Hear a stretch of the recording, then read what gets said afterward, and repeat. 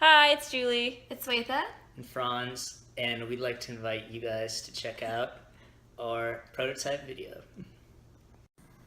Overall, our first meeting was a success. Dr. Dan opened up by expressing that he's not a mental health professional, but that he's solely interested in sharing his stories with us in the hope that they would help us students through whatever hardships we are enduring. He opened up with a narrative on the role of mental health and mental health education and how it's played in his life during different stages. Then he transitioned into a few specific times when he particularly struggled with anxiety and panic attacks. During his reflections, he explained his viewpoint that societal pressure is a key contributor to mental unhealth and feelings of inadequacy among students and even adults. He also offered tips on how to combat these feelings with personal anecdotes on how he has done so in the past.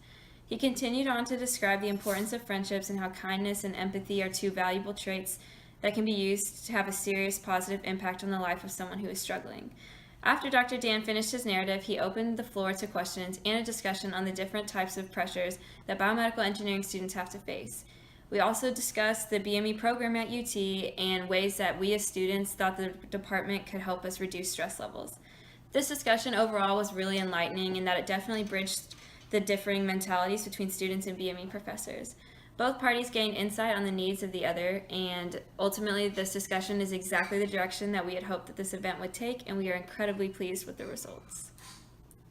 We first started prototyping by researching and speaking with an advisor at CMHC here at UT about the best methods to facilitate a discussion on mental health, and we decided that a professor lectureship series was the best method for engaging students and ensuring their participation. We spent a lot of time creating lists of professors within the BME department and talking with our peers to see who they would like to hear from, and we ended up deciding on Dr. Dan. Dr. Dan is a very well-liked lecturer who teaches courses to all BME students and comes from a very unique background. We wouldn't really consider any aspect of the pilot meeting to have failed. One thing that could be improved on, however, is the attendance. In total, we had about 30 students attend the first lecture, and ideally moving forward, we would like to have a larger portion of the BME population in attendance. The feedback we received through our anonymous survey indicated that 100% of the people who attended and left feedback enjoyed the talk and hearing about Dr. Perry's story, and also that 86% of these people would return for another lecture. Moving forward, we all agree that one of the most effective ways to increase the attendance is to have the people who attended the first lecture share their experiences with their friends and peers and encourage them to take part in the next event. Other ways to improve could be to advertise more around the BME building and or make announcements to remind peers before class. In the future, we hope to continue these lectures by bringing in different professors to offer more fresh perspectives on mental health and success stories. We also hope to continue collaborating with CMHC to potentially host workshops on stress management and tips for mental health in general. Through putting on the first event, we definitely learned that relying on word of mouth to get people talking about and interested in an upcoming event really isn't enough. In order to boost numbers for the next lecture, we need to take a more active and direct role in recruiting attendees.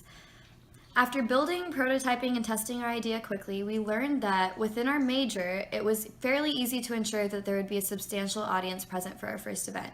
However, we know that in the future to get more attendance, we'll have to spend more time advertising and reaching out to different student groups to increase involvement.